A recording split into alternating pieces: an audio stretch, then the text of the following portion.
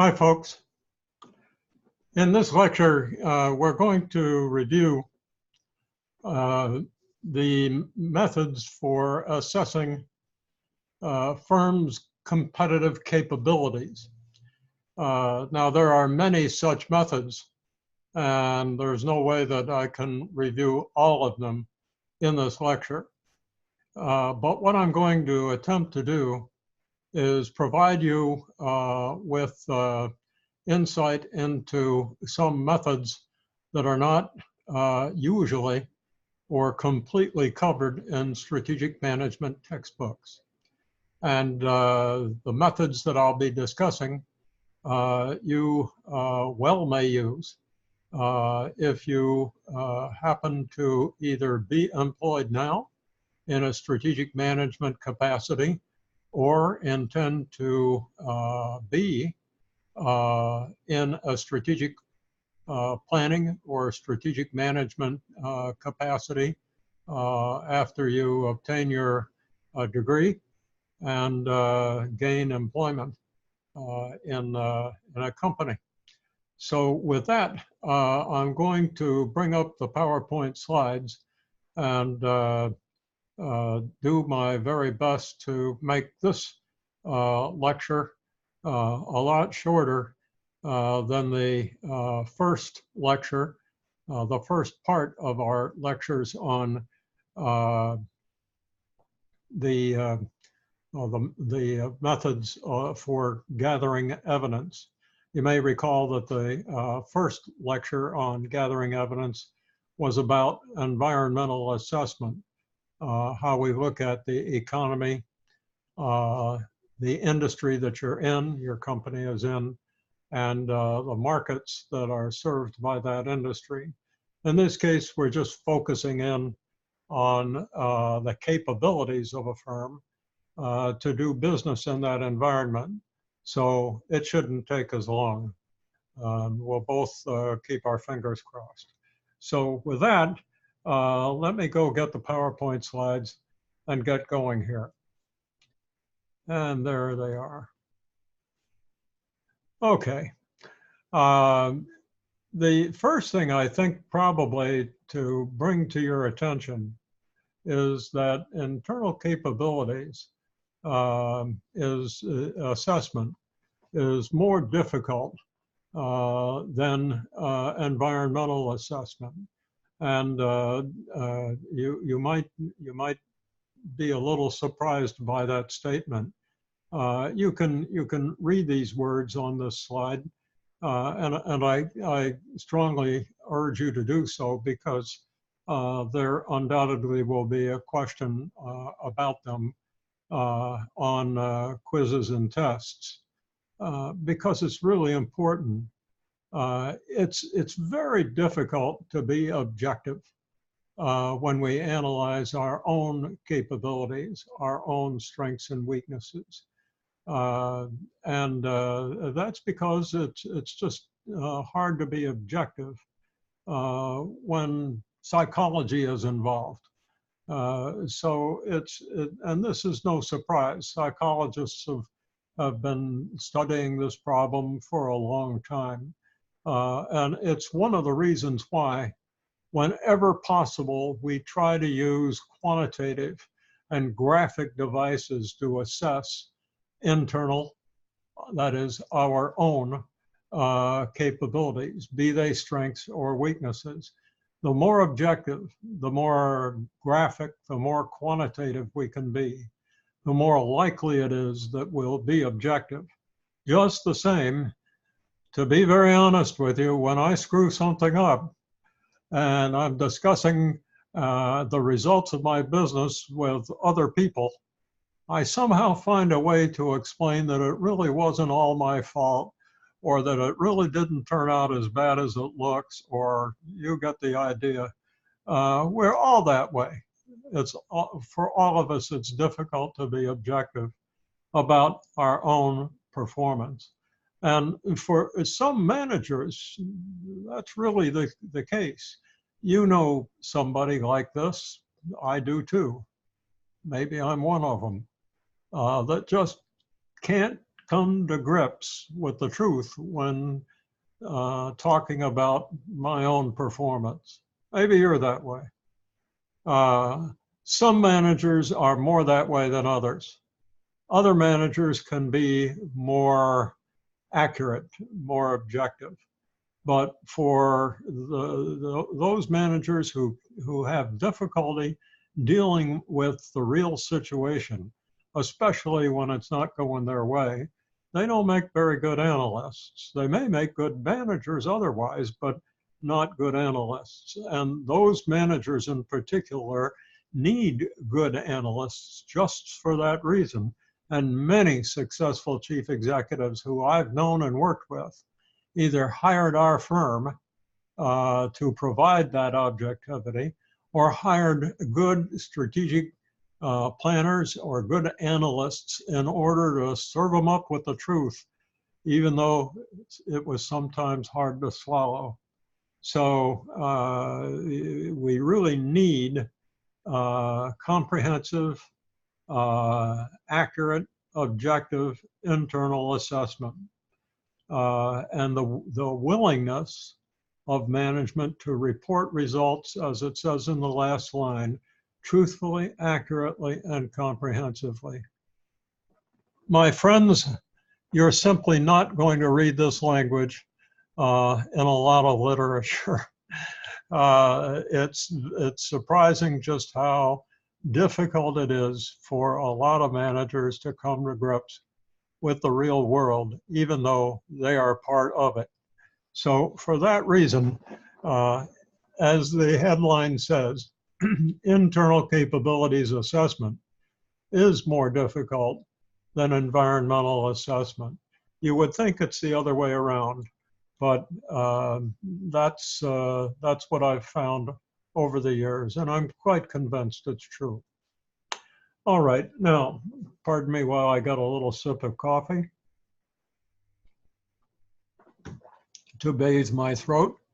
What I'm going to do at this point is run through a technique, a device that is often used to assess those critical success factors that I discussed at the end of the first part of these lectures on gathering the evidence.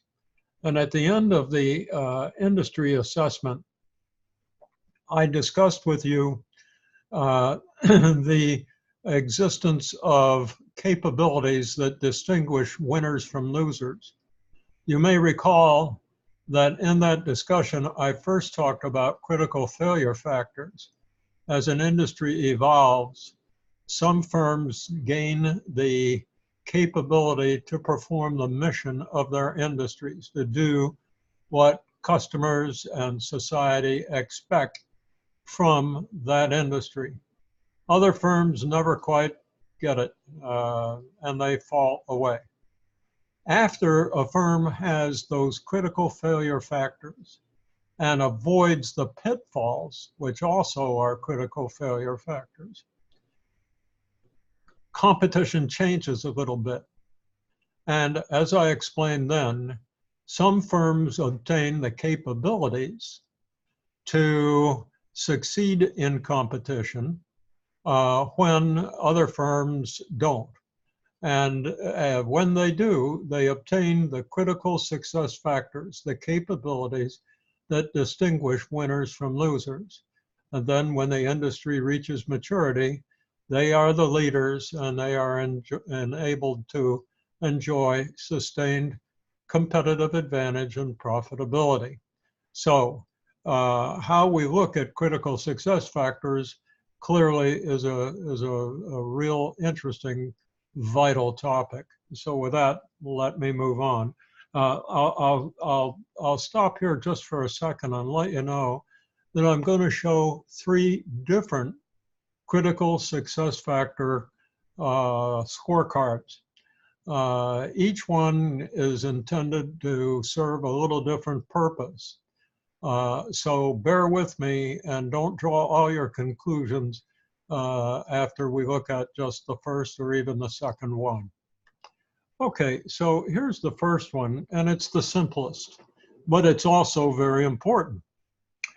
Not so much because of the results of the analysis.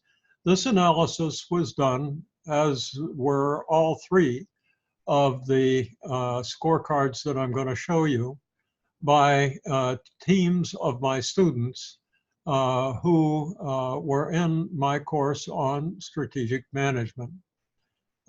This particular team was studying Toyota. And in this course, I happened to take some time to talk about the building blocks of competitive advantage. That's a phrase that appears in a textbook by Hill and Jones when they talk about capabilities. And they have a particular point of view regarding capabilities that give competitive advantage to a firm. They feel that there are 4 categories of such capabilities, and that if you have those under control, you can have competitive advantage. Those 4 building blocks are efficiency, quality, innovation, and customer responsiveness. We'll get into that depending on which course with me you are in, but we well may get into these building blocks in detail.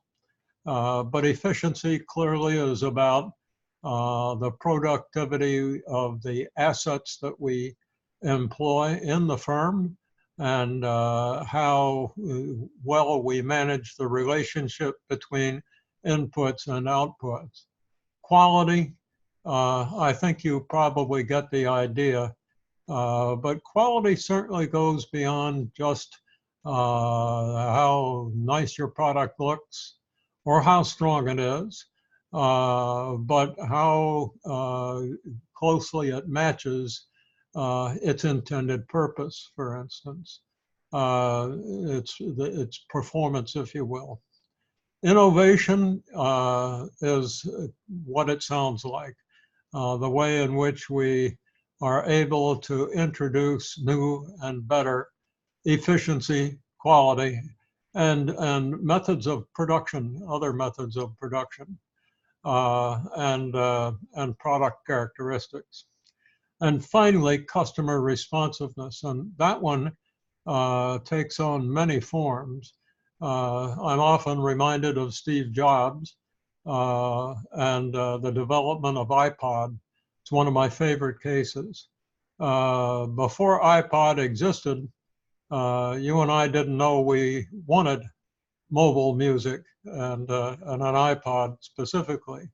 But Jobs and his team figured out that that is what you wanted. They responded to their understanding of consumers' desires, not diseases, desires and needs. If you're thinking of the word desire and need, and you put them together, you get disease. I don't know how I did that. But in any event, customers' desires and needs deep inside. And Jobs performed a little miracle when it came up with that. So customer responsiveness goes beyond simply offering high quality of the current product or low price. But it's about understanding what really will satisfy customers, truly satisfy them. So anyway, this team took a look at Toyota's critical success factors. Toyota is famous for its efficiency and developing its methods of production planning and production scheduling. The Kanban system in particular was developed at Toyota, and it enabled Toyota to be much more efficient, bringing products to the production line as needed and simply making the utilization of material on the production line much more efficient. Quality, again, Toyota, it was a pioneer in continuous improvement with its so-called Kaizen method. And through that method, which other firms also have adopted, Toyota was able to set a lot of standards in quality. Innovation, you can see the notion here about the hybrid car and so many other innovations that Toyota has introduced. And finally, customer responsiveness. And this team sort of made up some language here to say that Toyota used its research and development to come up with new ways to respond to the customer. This was an interesting utilization of the building blocks concept.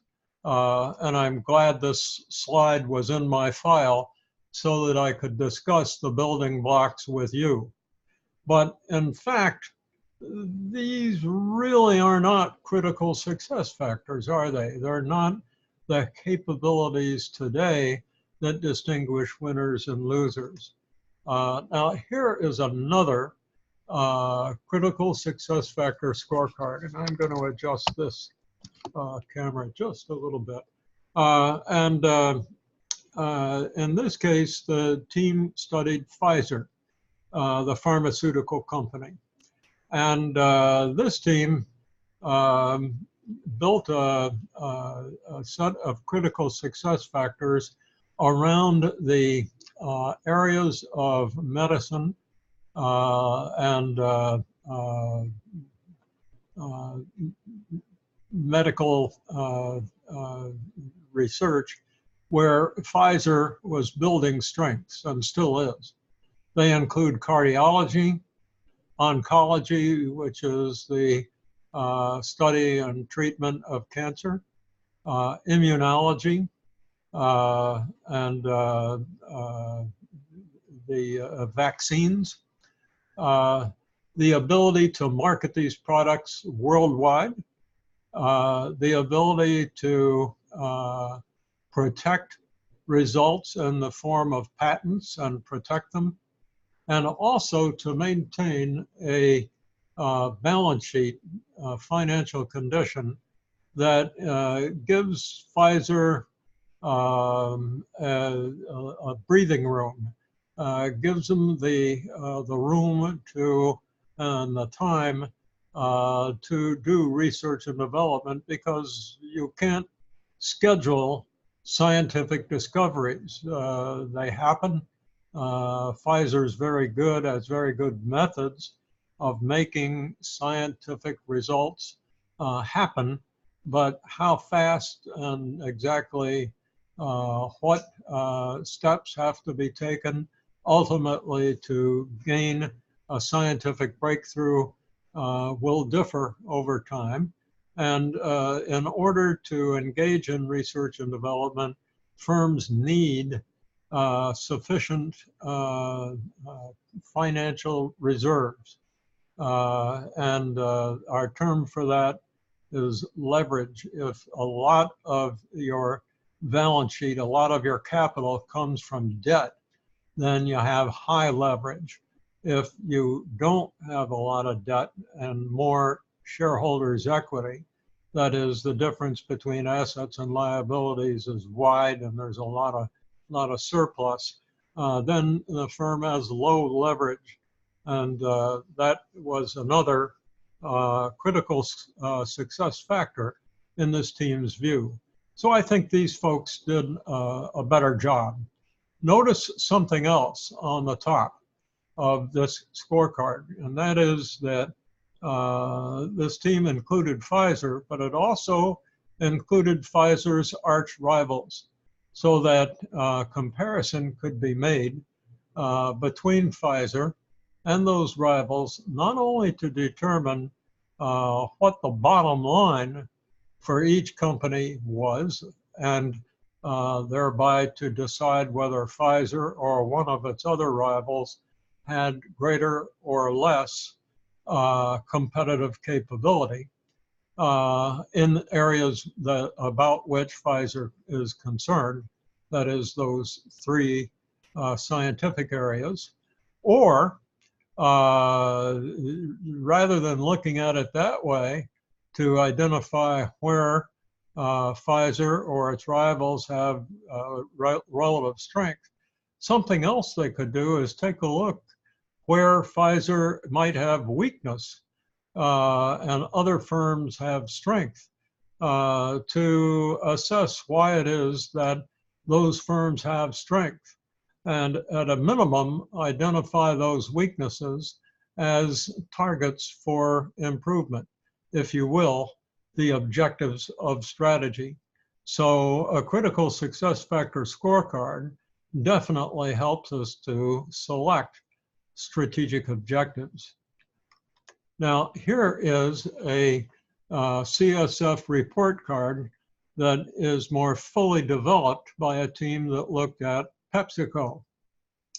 And here you can see something in addition to the critical success factors themselves. You can see the factor weights, that is the weighting, the relative importance that this team put on each one of the critical success factors. And we do that in such a way that the weights add up to 1.0. That's because we want to use a grading system of 1 to 5. 5 represents an A, excellence, and 1 represents an F, not too good.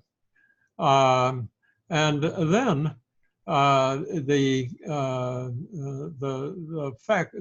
score from 1 to 5 is multiplied by that factor weight, so that when the scores for each of the factors are added up, you still come up with a grade from 1 to 5. And so we can see in this case, PepsiCo got a 4.35, and you know, that's if 5 is the maximum, this is probably better than a B. It's probably an A minus. You can see that Coke, in this team's opinion, had a 3.45, not as good as PepsiCo. And Mondelez, which is a competitor of PepsiCo that makes snack foods, because PepsiCo makes both beverages and snack foods, Mondelez did even worse. So to do this exactly right, I suppose that this team should have divided PepsiCo's beverage business from its snack food business. But I remember this presentation, and this team decided that PepsiCo's capabilities were about the same in both of those divisions, beverages and snack foods. So this is a complete critical success factor report card. And as you can see, it has a lot of information. It compares the company to its rivals. It also establishes the relative importance of critical success factors. Now, I'll tell you right at this point that I'm not sure I would agree with the factor weights that this team established in every case. But that doesn't matter. These folks had a good rationale for establishing the weightings that they used. And for your information, this report card and the presentation of it received a high score. So this is the one that you want to keep in mind when you're doing your own project in my courses. But just for what it's worth, don't forget that you've got to identify what the critical variables are. And they'll differ depending upon the company and the industry that it's in. And whether you do it here or simply elsewhere in your project, don't forget the 4 building blocks of competitive advantage: efficiency, quality, innovation, and customer responsiveness. I think that though I frankly subscribe to this. Whenever I look at a company for the first time, I'll often just mentally try to run through this building blocks list to get a quick idea. Speaking of quick ideas, and again, let me get another little drink here.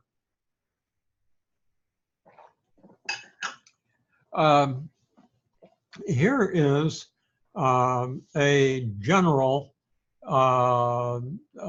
matrix that you can use to contrast and rationalize the results of that you have obtained after looking at that first video on gathering the evidence.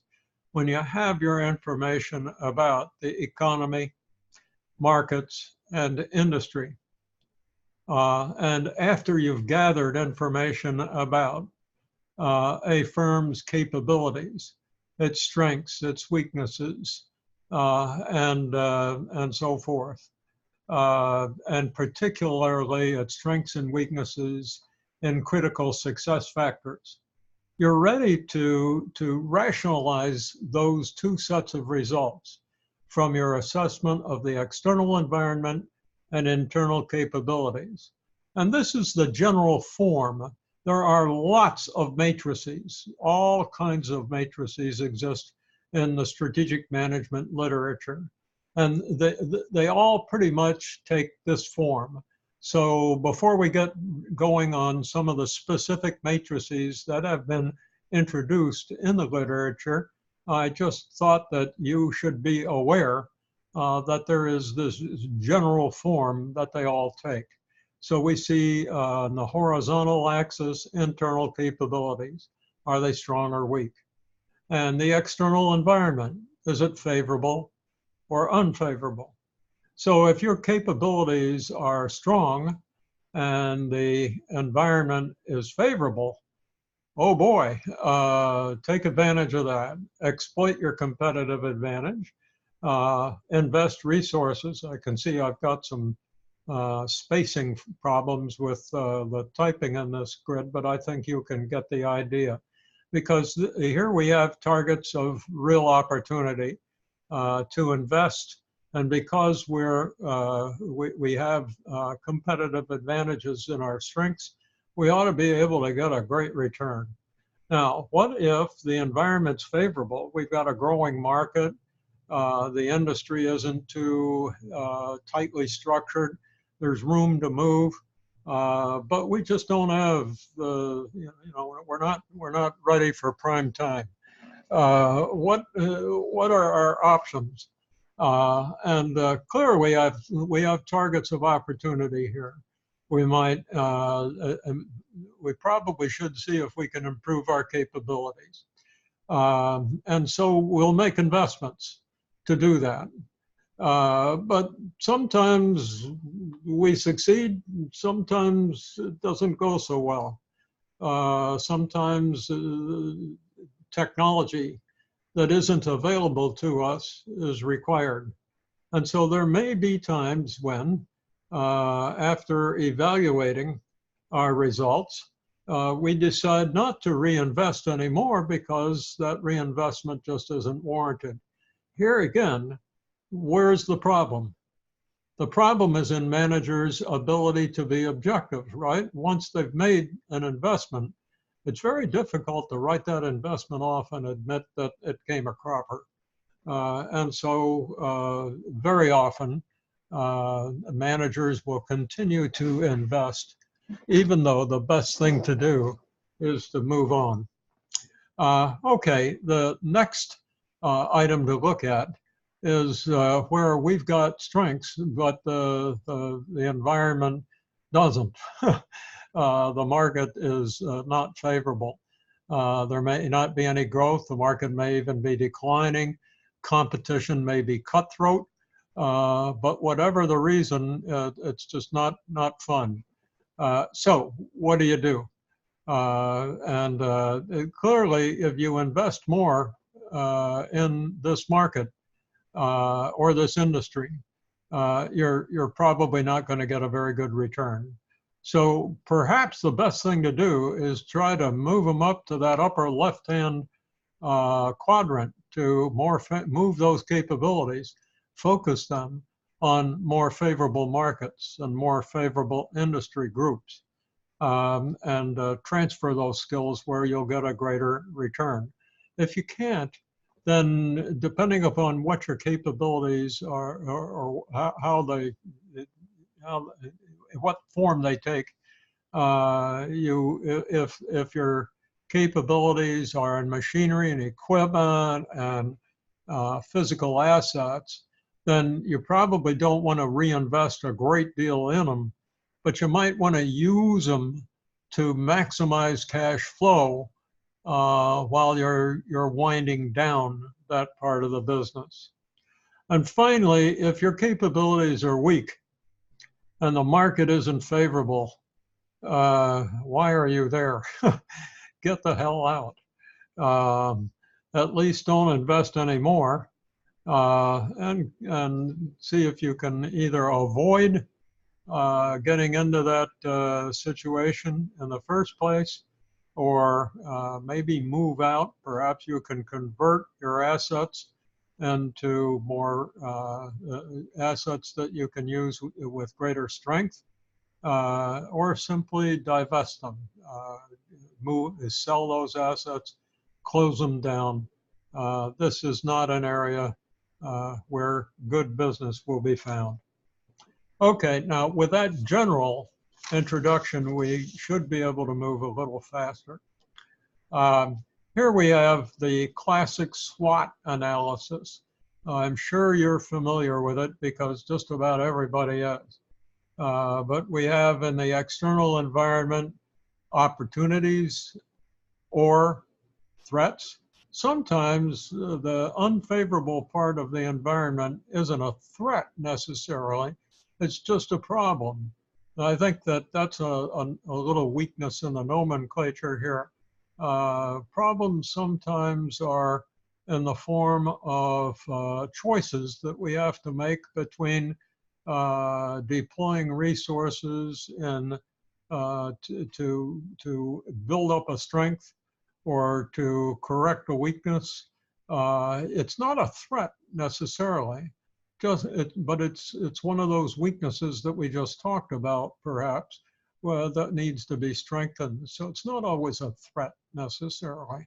And then our capabilities are either strengths and weaknesses. So sometimes we forget that in every one of these cells, some kind of action needs to be formulated to deal with that situation. And one little problem with a SWOT chart like this is that there's not enough room. So we usually end up making a separate page for each one of those cells. Although very often I see students try to cram it all in to one form, and it becomes a great big mess. You can use this method, but here's the bad news. We rarely use a SWOT analysis any longer. Professionals rarely use SWOT. Why? Because SWOT puts blinders on you. It talks about existing strengths and existing weaknesses or threats. It talks about opportunities that exist today in today's market and threats in today's market, competition and the like. So internal strengths, internal weaknesses today, opportunities and threats in today's market. Basically what we're doing is just summarizing the results that we got from our assessment of the external environment and internal capabilities. Rationalizing them is difficult to do. But even if you do that, what's the problem? The problem, quite simply, is that if Steve Jobs had done that in developing the iPod, what would have happened? Well, the internal research folks would have come to him and said, hey, Steve, we've got an idea for mobile music. You know, there used to be the Sony Walkman where joggers would carry this thing on their hip with a disc that would play music, but today we can make a better product. What do you think? And Jobs says, well, I don't know, let's call the strategic planner. So the strategic planner comes in and Jobs says, well, what do you think of this idea? And the planner says, well, let's do a SWOT. And what are our strengths and weaknesses to make this product and market it? And the internal product development people say, beats the hell out of us. We never made it before. And the planner goes on, well, tell me about the market. How big is the market for this product? How many of them are sold? And again, the product development people say, well, we don't know that either because nobody makes it yet. And Jobs throws up his hands and says, oh, the hell with this. Let's go on to something that we're more confident of. Well, that's not what happened, is it? Because Apple did not use a SWOT analysis to come up with the iPod.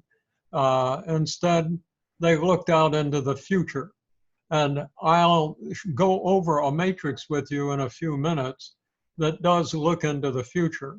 But the problem with SWOT is that it puts blinders on us, and it tends to encourage us, whether we intend to or not, to focus on our present business rather than potential business. So this device has limited applicability. It is useful in industries that are mature and unlikely to change a great deal. And it's also useful in such industries in companies that are mature and have pretty much fully formed. In that case, change is not as rapid, it's not as dramatic or chaotic, and there's no problem with using SWOT to assess the current business. But if you're in a dynamic, fast-changing industry, look out, this thing may put blinders on you. Okay, here's a little matrix that was developed by, of all things, a consultant. I used to be a management consultant. Anyway, this was a famous management consultant. His name is Kamichi Ome, and he was the managing partner of McKinsey & Company. And he was a pretty smart guy. And one of the devices that he put into a little book that he produced is called the price quality profile. And it's very simple. He simply asks, look, is your product's quality relatively high or low compared to competitors? And are your costs, and therefore your price, relatively high or low compared to your competitors? And based on that information, you can draw a number of conclusions. Now, bear in mind, we're just looking at another version of this, right? What we're looking at now is this diagram reconfigured to talk about quality and pricing. But we're focusing in this case on a much more narrower scope of information. And so if your quality is relatively low compared to your competitors who have higher quality, then you've got a big problem. Ome says you don't have any excuses for that. So you can either engineer the product to get the cost down and the quality up, or, and more likely, the best move is to outsource it. So you may need this product or this business in a corporation where you have several products, and this product is necessary to complete your product line. So you can't get rid of it, but it's a dog. You know, your cost is high, your price doesn't, to meet competition affords you no profit. And not only that, the reason your price has to be low is your quality is no good. Better to let somebody else produce it for you. And it may just be a component, one of the parts of a machine, and you have difficulty producing it. So instead of producing that part yourself, you have it produced by someone else.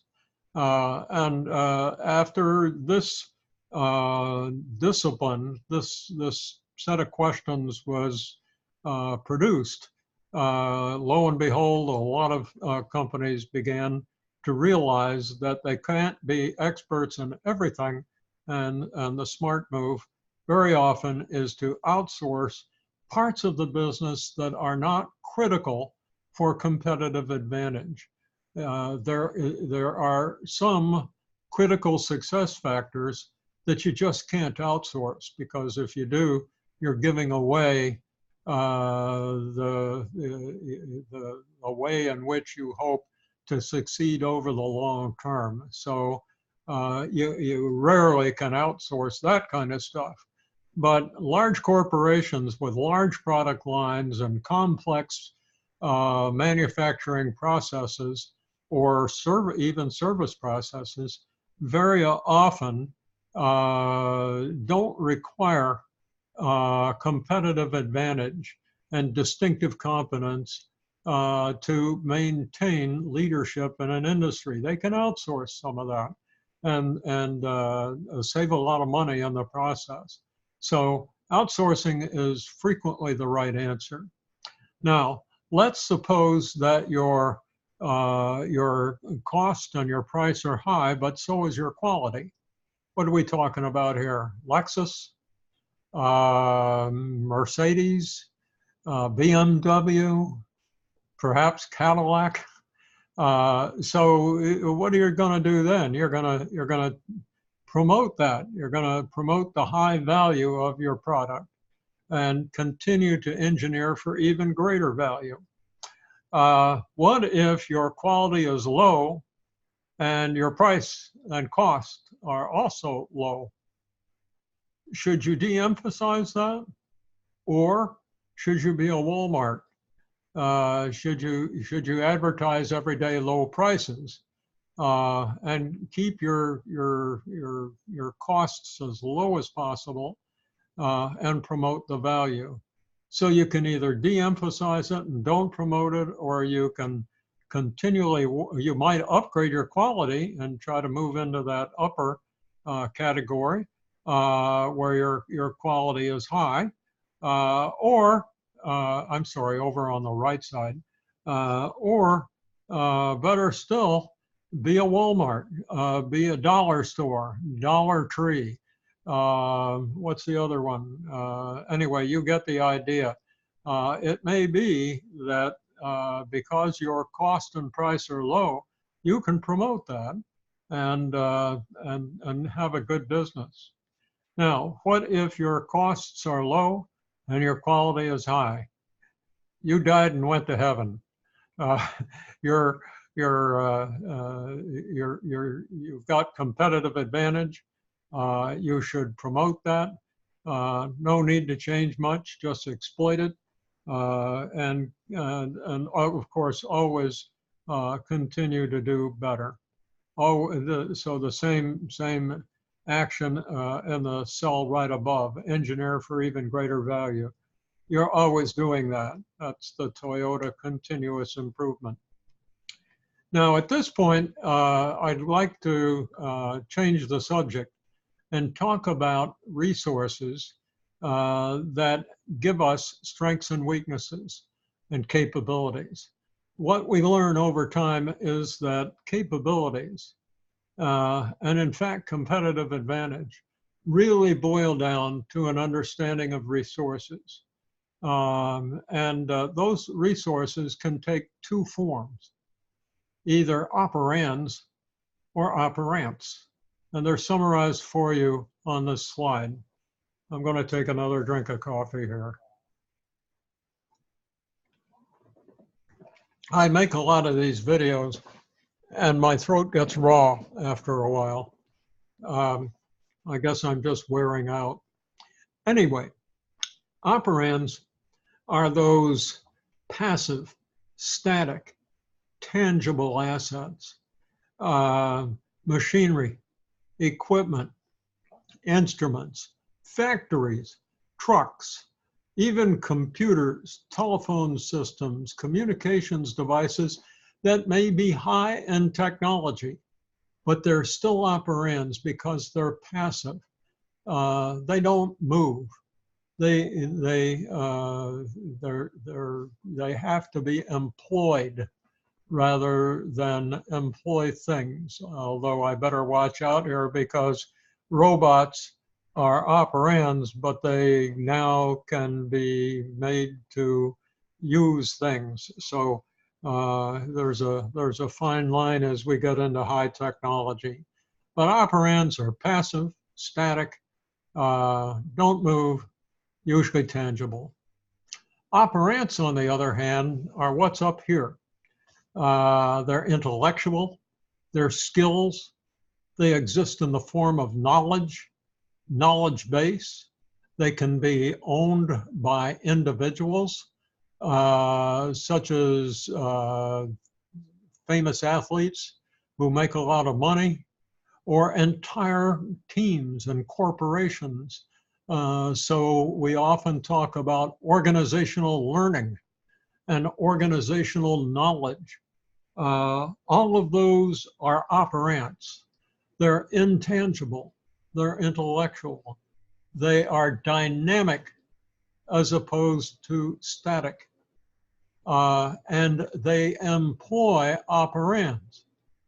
Now, both operands and operants can be the source of competitive advantage. In the case of operands, think about military engagements.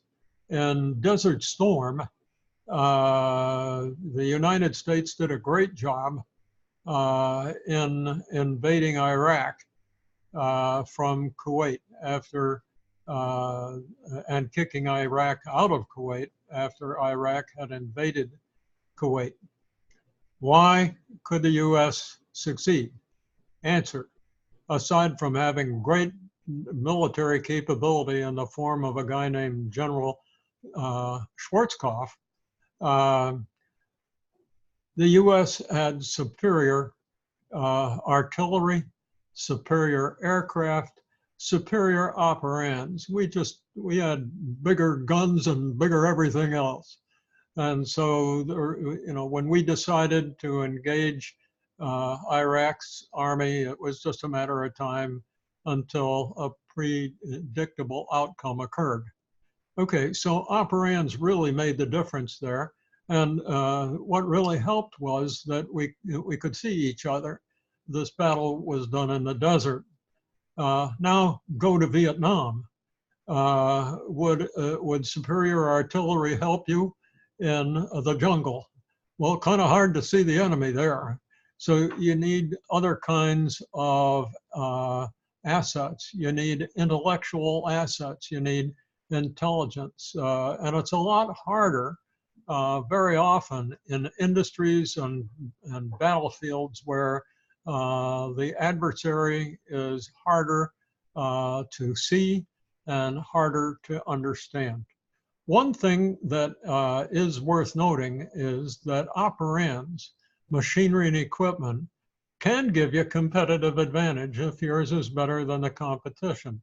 But what can your rival do in order to fix that problem?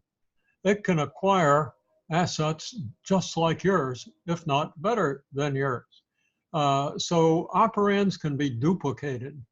Operands, intellectual assets, cannot be duplicated because you can't see knowledge. You can't see it inside somebody's head. You can't even see it inside an organization that relies on a lot of teamwork and culture and attitudes. So to the extent that your competitive advantage is based on operands, it's going to be harder for your competition to figure out what your advantage is, let alone duplicate it or improve on it. Now, a couple of quick examples, and almost wish I hadn't put these here because it takes me a while to describe them. One example is in the Korean War. In the Korean War, it occurred shortly after the end of the Second World War. And the pilots who flew in the Korean War, many were veterans of the Second World War. But now we had jet planes, and the first jet plane was called the Sabre jet. And basically it was a jet, it was a fighter airplane, not too unlike the airplanes we had in the Second World War, except this one had a jet engine, basically a great big vacuum cleaner that sucked air out in the front and blew it out the back under pressure. And that airplane could go higher and faster than a similar product that had been developed by the Russians, the MiG, which was provided to the North Koreans and very often operated for North Korea by the Chinese. Because the Sabre jets were better than the MiGs, we had air superiority. And then good old Yankee ingenuity came along, and we began to improve that Sabre jet by putting the precursors of automation into the airplane, devices to analyze the operating of the airplane and targets and so forth, and take over some of the management of the aircraft for the pilot, so the pilot didn't have to do that. Theoretically, that gave us even greater competitive advantage, but what really happened was that we started to lose dogfights. We started to lose our competitive advantage. What happened? What happened was that the operand, the pilot, no longer was equally matched to the operand, the aircraft. Sure, the pilots were trained and, updated on this new stuff, but there wasn't enough time to do a good job of that. And so how was that problem solved? And the answer, according to the lore, the war stories of the pilots, is wasn't solved by the engineers. The pilots went out to the flight line and disconnected that stuff. And I imagine they had the help of the flight engineers too. But in any event, they went back up into the air, flying the airplanes manually the way they had in the past, and they regained air superiority. So we take an important lesson from this, and that is that operands and operants must be well matched. If either one is superior to the other, then you will probably not have distinctive competence. You probably won't gain competitive advantage. A strength comes when you have superior operands and operants that are well matched. Now, the second little example on this slide happens to be one of my clients. I won't tell you who they are because it's not very complimentary. But this was a big company that made products from chemicals. And when it came to be 1999, the whole world was concerned that computers wouldn't work well in the year 2000 because the operating systems were programmed to do time based upon numbers on a 1900 base, and they just wouldn't work after 2000. So for that reason, a whole lot of computer programmers and a whole lot of computer companies made a whole lot of money upgrading computers to be so-called Y2K compliant. Well, in order to be Y2K compliant, my client hired a well-known, large, very well-known, a very large computer company. I'll let you imagine who that might be, but it was very well-known and very large. And together, they developed a massive new computer system. And this company did business all over the world. So they put this new computer system all over the world. Of course, they trained the people who used this stuff to use this new system. And it came time, ultimately, to engage it for active use, to turn it on. What happened? Well, it looked like everything worked fine. But as it turns out, salespeople and administrative people around the world would enter orders for products made from all these chemicals.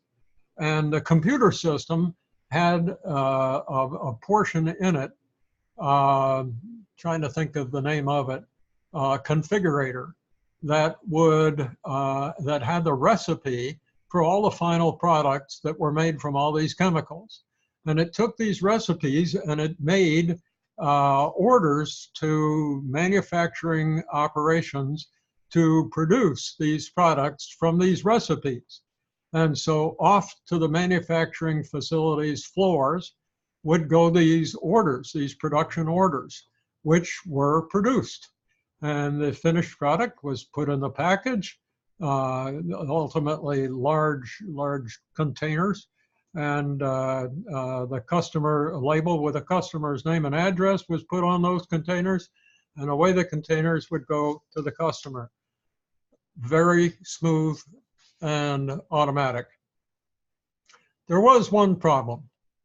When the product got to the customer, it was not the product the customer ordered. Oh my, you can imagine the customer's reactions, but this wasn't just one customer. This was hundreds of customers. And that well-known commodity hit the fan. Boy, I'll tell you. And they didn't know where the problem was coming from because it was all inside this software. And it took a couple of years to straighten it out. In the meantime, what you had was operators, the operands, and the intelligence inside the software, which were not matched. They were far too sophisticated for the manufacturing operations and the people who did the manufacturing. And in those cases, it just doesn't work. If you've got a laboratory that is full of sophisticated instruments and a scientist who, isn't ready for prime time, he just sort of a klutz and doesn't know a whole lot, put that scientist into a very sophisticated laboratory and you'll probably blow something up. On the other hand, if you take a highly sophisticated scientist and put him in a laboratory full of junk, you're just going to waste a lot of money, and you're going to waste that scientist's time, and to no benefit to the company. So what we learn again is that operants and operands for competitive advantage have to be well matched to each other. And so that's our first conclusion. Competence requires that operants and operands be suited to each other, well suited. Just having great equipment or highly skilled people without the other rarely results in competitive advantage. In fact, it's often better to have less sophisticated systems if organizational learning, as in my client's case. By the way, our consulting firm was not engaged to do any of that system work. We were planners and strategists. We were not involved in systems at all. That was none of our doing. But if organizational learning hasn't reached a level where more sophisticated systems can be used effectively, then it's probably better to have less sophisticated systems until that knowledge base is raised. Strengths occur when both superior operands and superior operants are well matched. Then a firm has distinctive competence. That's what distinctive competence comes. And that's what we call a strength, right? A strength is a distinctive competence. A firm's capability to make creative use of its competences also is required to attain competitive advantage. So the one last ingredient in the formula is not just that a firm have distinctive competence, but that it have great managers like Norman Schwarzkopf in Desert Storm. Schwarzkopf did a great flanking maneuver. I won't bore you with it, but while the Iraqis were looking in one direction, he swept around the flank and hit them from the side and saved massive numbers of lives because he had the element of surprise. You know, Schwarzkopf had all those great artillery planes, had superior tangible operands, had those. But by having the smarts, the ability to make use of them, Schwarzkopf saved hundreds of lives and a lot of time and won that engagement. Unfortunately, when we got into Iraq, we weren't as well prepared as Schwarzkopf was to conduct that engagement. Okay, at this point, I'm going to run through some more matrices with you. And these matrices are intended to rationalize, again, the external environment to internal capabilities, but, and this is the fun part, to do it so that the conclusions result in the formation of strategy. So here, for the first time in this course, we're going to start to talk about how to set strategic objectives. Later on, we'll get into that in more detail. But here are some tools that you can use to set strategic objectives after I take my little drink. That was not a little drink, but I'm all right. Okay. This is one that you well may have heard of. It's a very famous matrix, often called the BCG matrix for the Boston Consulting Group. Here it's called the Growth Share Matrix, and I should probably change this slide to say BCG apostrophe S, Growth Share Matrix, because that consulting firm developed this matrix. This matrix has a lot going on in it, and a lot of folks simply never learn about the theory of this matrix, and that's too bad. Sometimes it's because, to be very honest with you, the instructor hasn't been well trained. So I'm going to try to acquaint you with, you know, what this matrix means and how to use it. First of all, the basis, the theoretical basis for this matrix is the industry life cycle. So at different stages of the industry life cycle, these various cells apply. So at the very beginning are ventures, right? Ventures occur when an industry is just getting started and new products might be developed, or even a whole new company, a new business. And at a time like that, it's really hard to know who has high market share. For that matter, if there's only one firm that starts the industry out, After all, somebody has to be first. That firm for a while has 100% market share, right? But what often happens is lots of companies or businesses are trying to develop the same kind of new product, and there's sort of a jostling going on. So you don't really know. And the best way to think about it is to think that in terms of no one having a high market share. For that matter, it's probably difficult to measure the market shares in the first place. So that's the ventures. Now, over time, the industry life cycle begins to move up, doesn't it? The market grows and the industry grows with it. More firms come in to the industry, and one or more firms gain market share. They grow faster than their competitors do. And as the market is growing and the market share is growing as well, right? I'm trying to make a big circle. And for instance, you can see the little circle here getting bigger. And finally, a star is born, a company or a product with a large market share in a fast growing market. And that's a lot of fun. Now, the problem with this situation, just like over in the ventures, is that it takes cash to keep these businesses going. The ventures, because they're starting out, I don't know if you're familiar with the Amazon's history, but Amazon has operated many years at a loss. Amazon had to have stock issues and financing in order to keep going.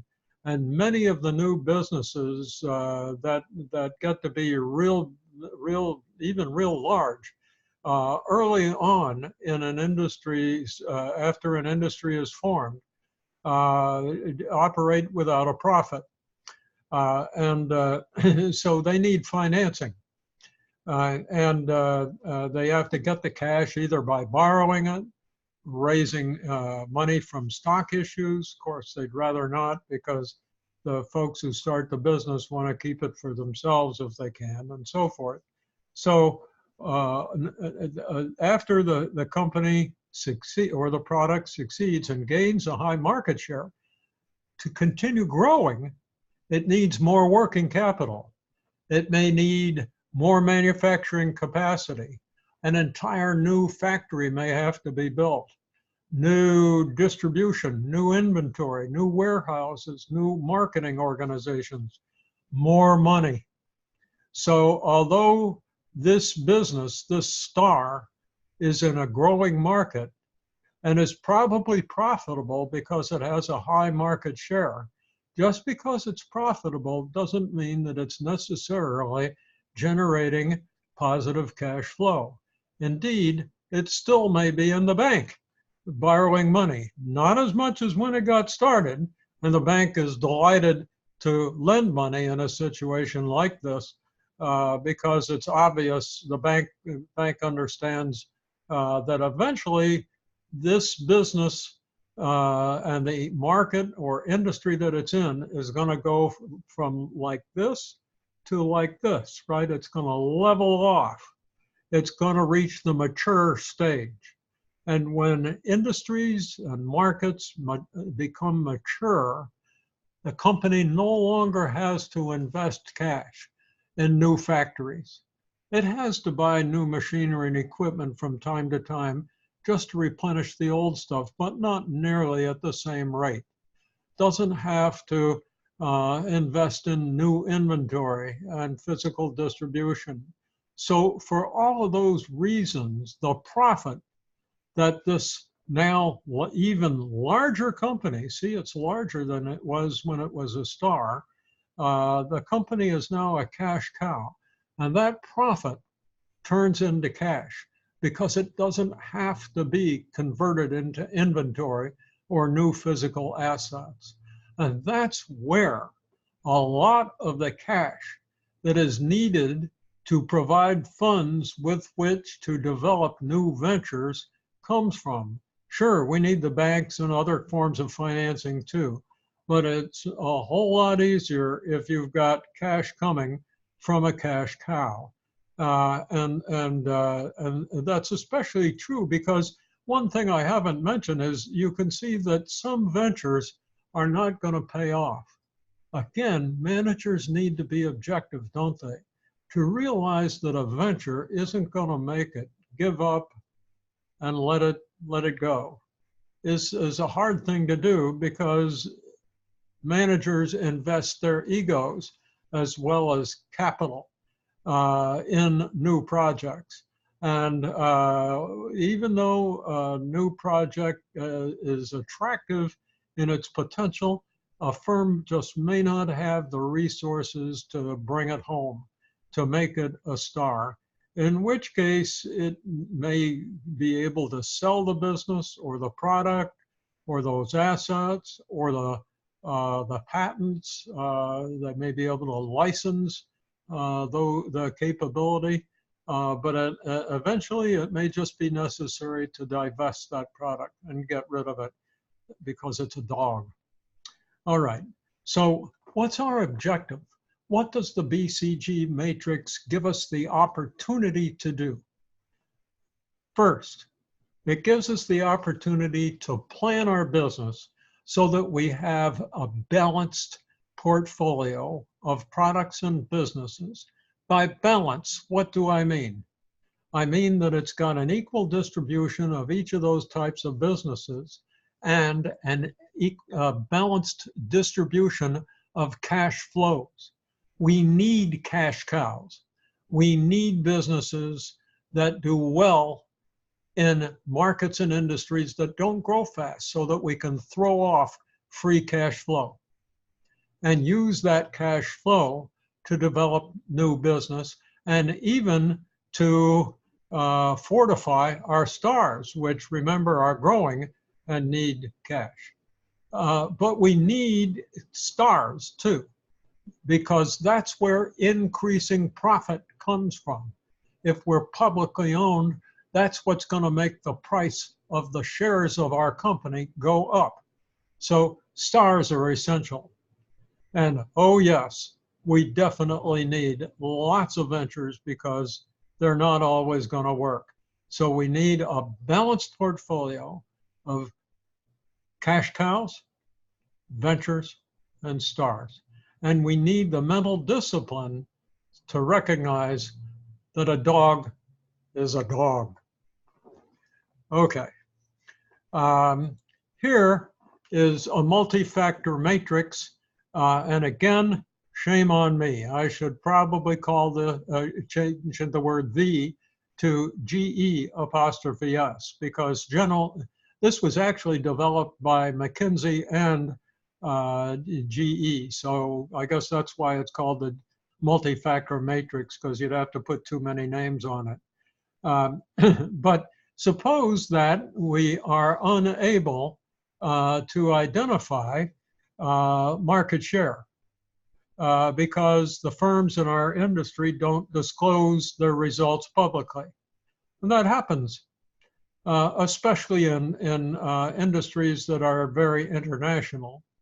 And it may even be that for some industries, we can't quite peg the growth rate of that industry, at least not yet.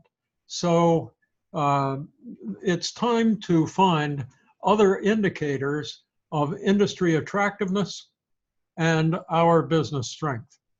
And of course, we've got a lot of opportunities to identify industry attractiveness. You've got one now, at least I believe that you should, and it's Porter's 5 forces, right? Remember Porter's 5 forces from lecture 2A. And do we see that we have high ratings on those 5 forces or not? Or for some other reason, do we see that our resources are strong compared to others. That would be our way of identifying the business strength. So is the industry attractive based on Porter's 5 forces? Are those forces, is rivalry high? In which case attractiveness might not be high. Is the threat of new entrants high? Well, that'll make the industry less attractive. Do suppliers and customers have bargaining advantage? And again, the threat of new entrants. Each of those would make attractiveness less. And then again, looking at our resources, are they strong or weak? And we can make judgments about those for individual businesses or even products that we offer. So the multi-factor matrix is another way. It gives us a lot more variety and versatility in assessing our competitive position. And you can see the words in each matrix. You might have a weak position in an attractive industry, in which case you've got to make a decision. Are you going to try to seek a more favorable position by investing or not? You might have a very strong capability in an industry that or a market that is not attractive, in which case you might harvest or consider taking your assets and moving them into a more attractive market or industry. So again, you're going to make the same kind of decisions that we would make with a BCG matrix, but we have a new framework for making our strategic decisions. All right, now here's a matrix very similar to the one we just looked at. That one and this one, not a lot of difference. But this one is all about the future. It's called the directional policy matrix. And quite simply, instead of looking at, if you remember my discussion of how Apple decided to develop the iPod, this is more likely the matrix that was used. How attractive is mobile music? How attractive will it be in the future if we could make this thing work and people could jog and listen to music, or listen, use the iStore and listen to whatever they want to listen to. And Apple decided it was real attractive. And then they said to themselves, do we have the capability to become the leader? Do we have our basic resources? Not any capability today, but do we have the ability to develop the capability in the future to be a leader? And again, Apple's decision was, yeah, we do. So Apple developed the iPod and the iStore, and the rest is history. So this is the strategic planner's real tool, right? Very often, we want those other matrices because we've got to deal with our current business. We can't forget about it. But planning, strategic planning, very often is about taking a position and making decisions for the future and gaining competitive advantage in the future. And to do that, we need to go through the discipline and the work of forming a directional policy matrix. Again, I don't see this matrix very often in the literature, and that's too bad, because this is, and I've used it with clients and it worked pretty well. So consider it. Now in your project, when you're doing a project for this course, you may not be comfortable using it because you'd have to make too many assumptions and you don't have that kind of time to use this matrix. We've got to do forecasts. We've got to get technology forecasts. We've got to look deep within our capabilities, our ability to develop abilities, right? So this is not a matrix for amateurs. This takes some practice and some skill. But if you're in an MBA course with me and you're looking at this lecture, and you happen to be in a strategic planning department or a marketing department, or you happen to be a general manager, then you may want to put a little check mark on your copy of the PowerPoints for this lecture and have a closer look at this matrix. This is a matrix that was developed by a guy named Charles Hoffer when he was at Harvard. Hoffer is a famous strategist, strategic management theorist in the early years of strategic management. And he developed this matrix for a purpose other than what I'm using it for here. So pretend that all these lines and circles are not on the matrix.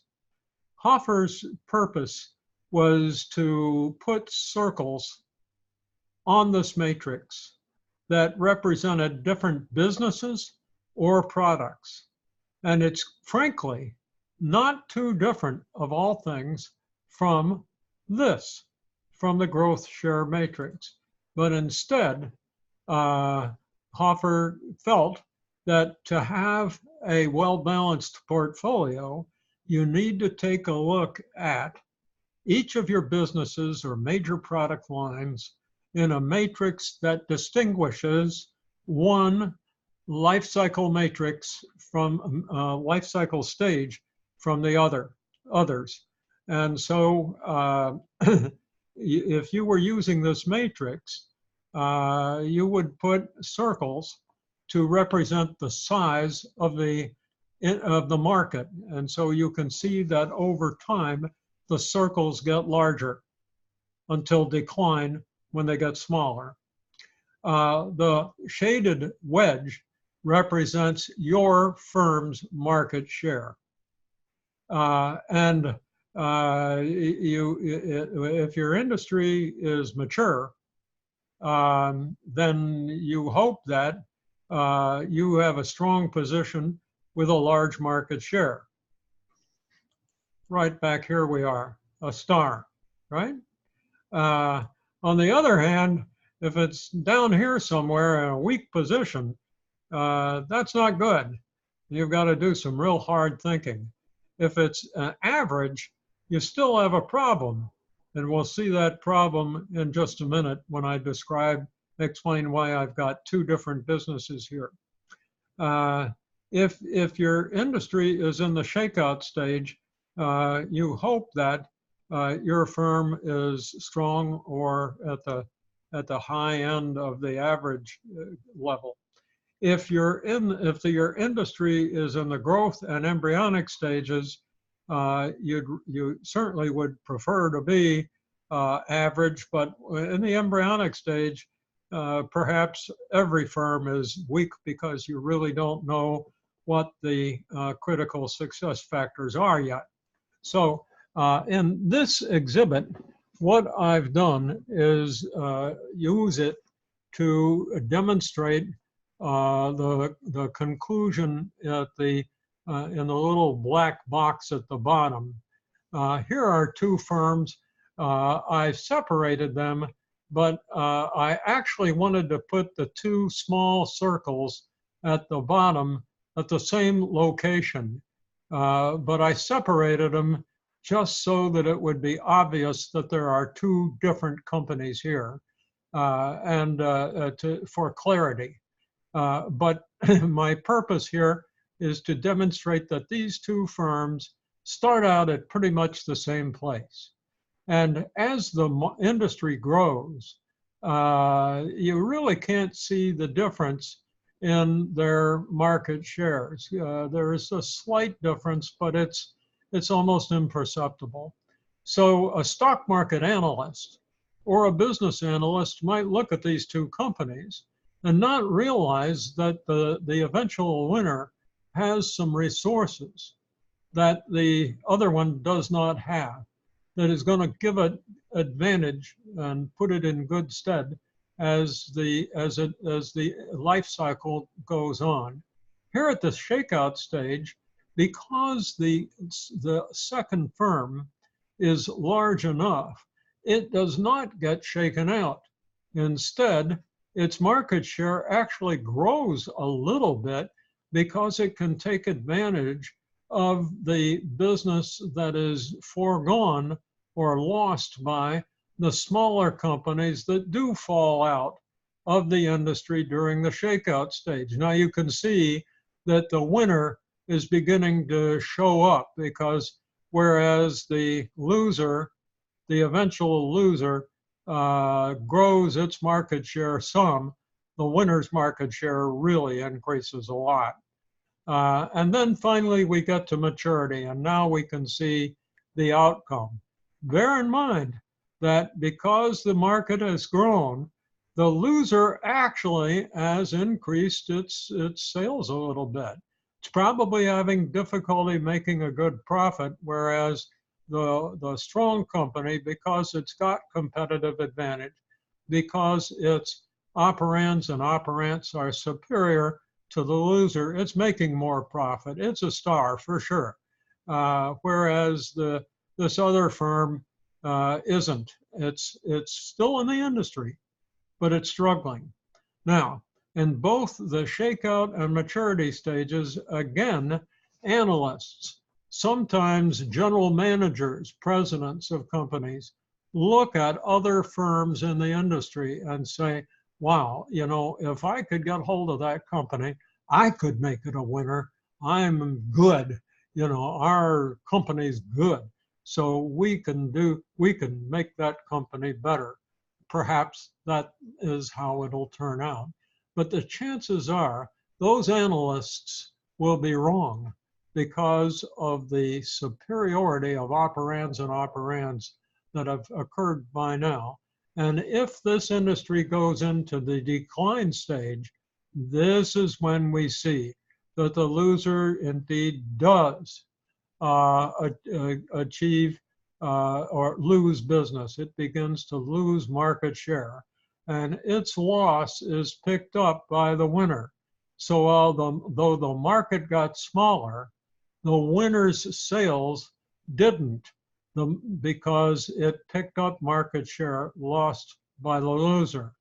Now, eventually, it may be that this industry and this market is going to decline to the point where even the winner is going to have to figure out when and how to wind up the business. And we get into that in the course a little bit about how to deal with that problem. So I won't deal with it now. But the purpose of this little exercise has been to demonstrate to you how difficult it often is to distinguish winners from losers as industries move through their life cycles. And again, this is something that textbooks rarely point out.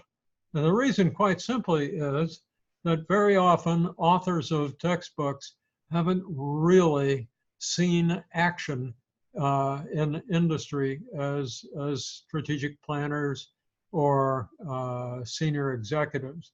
And in that case, they would have no reason to think about this. Now, believe it or not, we're almost done with this lecture. What I'd like to do at this point is just take you through real quick some graphs that were done way back in 2012 by a team that looked at the Boeing company.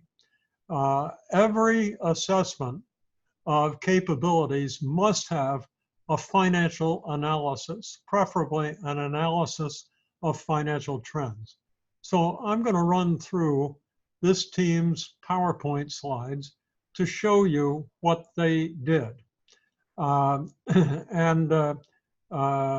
if you're doing a project in one of my courses, you can take some comfort that I'll be providing you with a lot of the data that you will need to do these exhibits. All you need is the skill to use Excel, and you'll find this a lot easier than you may think. There are a couple little sort of superfluous stories as we look through these slides. So here was, and why did I not provide you with an illustration of Boeing that takes us through the current year? It's because I don't want to take away the fun that you will have in doing this yourself if you happen to choose Boeing. Okay, so here in this exhibit, we see that Boeing has a nice trend of upward sales, sort of goes up and down. You can see that in 2009, 2008 and 9, the recession occurred, big steep recession, and Boeing felt that some, particularly in its operating margin. However, something else was going on besides the recession, and that is that Boeing developed the so-called Dreamliner. The Dreamliner, the 787, has been an experiment by Boeing to develop a commercial airliner not using aluminum as the primary material, which is usually the case, but instead a kind of plastic, a plastic sheet made out of carbon composites, which is even stronger than steel, but lighter than aluminum. Our military aircraft, our fighters, are made from carbon composites because they get more power, more benefit from their jet engines when the aircraft that they're propelling is lighter than it would be if it were made out of aluminum. So Boeing had the idea that they could make commercial airliners out of aluminum, and therefore the airplane would be much more fuel efficient. Unfortunately, Boeing took orders from airlines to deliver the 787 at certain points in time. Unfortunately, they didn't. They completed the development of this product, which has not sold very well, but they originally took a lot of orders for them. They did not make their delivery commitments because I think the program was something like 6 years late in completing the development of this product and delivering it reliably.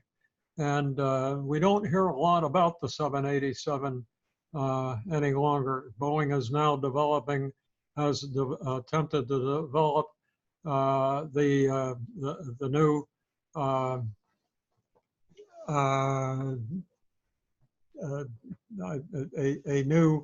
a new airplane that they're also having difficulty with, and which has had a couple accidents. In any event, because the 787 was delivered late, Boeing had to pay airlines a penalty. So when Boeing takes orders, it writes a sales contract, signs the sales contract with the airline, and promises that if the delivery is late, depending on how late, Boeing would pay the airline, because the airline, knowing it's going to get new airplanes, agrees to sell and dispose of part of its fleet, and makes arrangements for scheduling routes, serving new cities, and so forth. So it's a big deal when an airplane or a bunch of airplanes is not delivered to an airline on time. And you can see that all the way through 2008, Boeing had a lot of difficulty. And the penalty payments and development costs, went down and then picked up subsequently.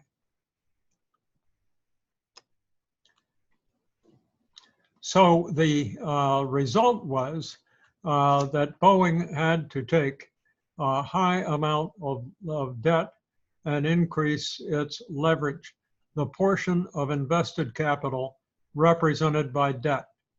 And you can see that at one point in 2008, the debt on Boeing's balance sheet was the only source of invested capital. Equity turned negative. Let me see if I can get that here. So you can see that shareholders' equity in 2008 fell below zero. See, it drops. It's beginning in 2005. Boeing is trying to pay back its debt, but unfortunately, in 2008, it had to really come to grip with those penalty payments, and equity dropped below zero.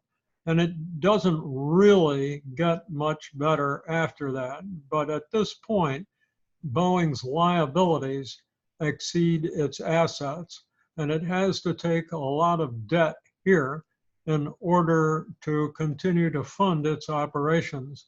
And so you can see leverage really rising because invested capital is made up of long-term debt and equity was deficient. It was a negative number. And so debt plus a negative number is 100%.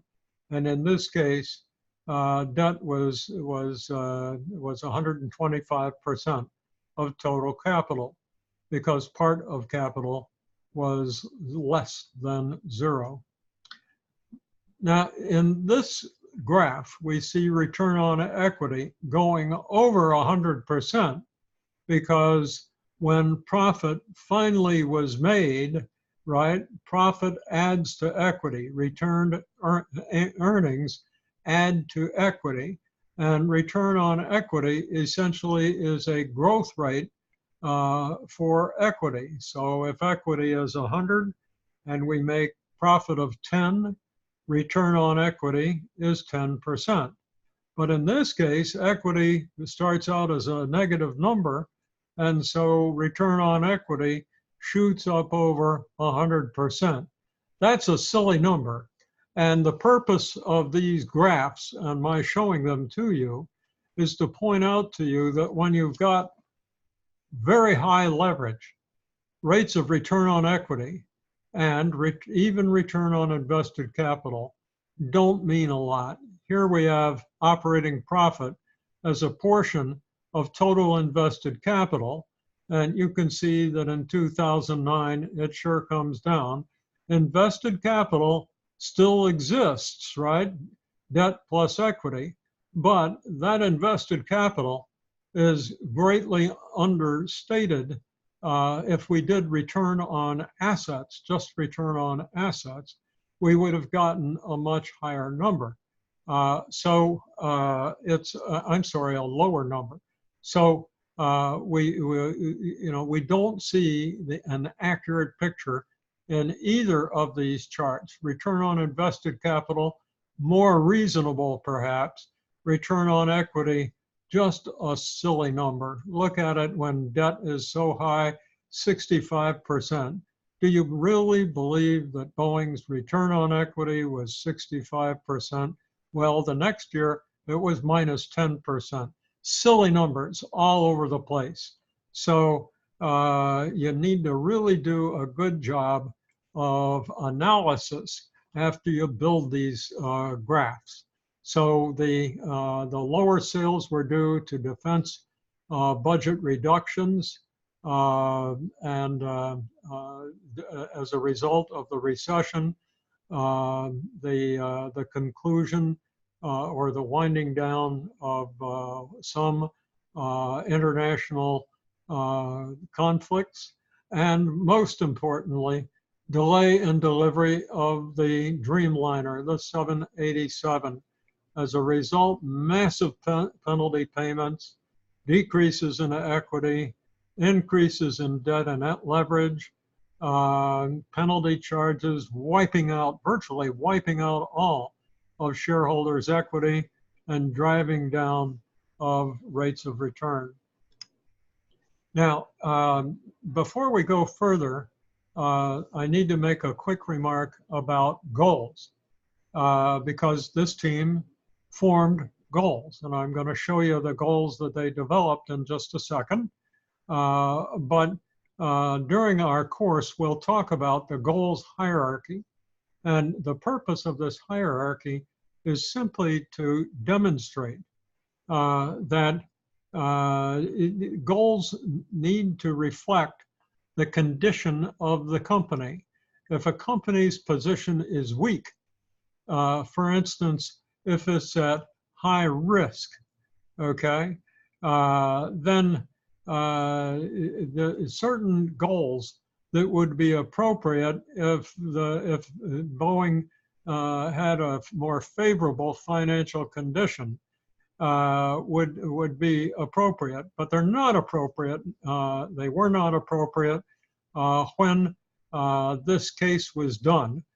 Because the balance between debt and equity, the company's leverage was too high. So Boeing really needed to keep its powder dry. Now, Boeing decided not to follow this rule, and it decided to develop a new airplane right after the 787. That project has not gone well either. It would have done much better to operate more conservatively for a while and gain superior financial results. And so when a company has acceptable risk, it's no longer at risk of bankruptcy. It doesn't have leverage over 100% or even over 65%, then it can start forming goals to develop higher profit margins, maybe higher market shares, and so forth. And then once it has a favorable financial condition, it can move on to developing new products, becoming more aggressive internationally, and so forth. When it has met all of these tests, it's next finally appropriate to think about what else it can get into. And way back in Boeing's history, it was in this position. And so it developed programs to contribute to the US defense program and the US space program. But today, even today, Boeing is still at this point. And so we've got Boeing is still under a lot of stress financially. Well, let's get back to the work that was done by this team. This team developed what's called a goals table. You can see that they did the work in 2012. And so they put the prior year's actual results on the table, an estimate for the current year, because by that time, analysts have pretty well figured out how the company's going to do. And then starting from the actual, establish 5 years of objectives, including the current year. So here we have a goal for the 5th year of 2016 and the changes. And these changes in sales are the strategic objectives, aren't they? Boeing's objective was to obtain some $22 billion of new sales over that 5-year period to improve their operating margin a little bit, their return on invested capital a little bit. It was silly to think they were going to keep their return on equity over 100%. And so bit by bit, it came down.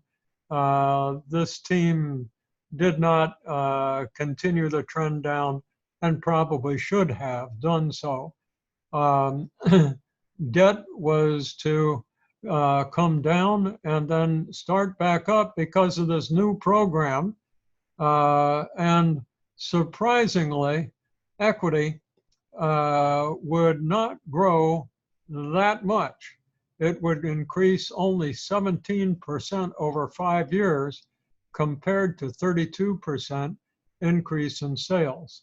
Now, these folks made their this graph using data that I provided them, and that data was assembled by professional analysts at the time. And so, you know, what this team might have done, instead of just taking this information as given, would be to say, hey, that's what this analyst says, but these aren't good goals. These are the analyst's forecast. We think that the debt needs to keep coming down because the return on equity would come down as a result, but that because our equity needs to come up more than 17%. And so our leverage ratio would come down, and it does keep coming down, but it doesn't come down to a level that is acceptable. What's an acceptable level? In this case, maybe 50%, perhaps. But once I give you the data from the analyst, you decide after you make this table whether it's reasonable. Down at the bottom, you can see the actual results in 2016. You can see that Boeing beat its target for sales. It got up to 94, almost 95 billion. So it exceeded its goal. Its operating profit margin was almost 11%. So again, it was well over 9.5%. Its rate of return on invested capital was 68%. And that's because the invested capital wasn't as high as expected. The return on equity is negative. Boeing lost money again in 2016. So the return on equity nowhere near achieved the objective, and the objective was silly in the first place. Long-term debt did come down to under 10 billion. So Boeing accomplished that, but the equity was only $800 million compared to a target of $4.2 billion, a miserable accomplishment.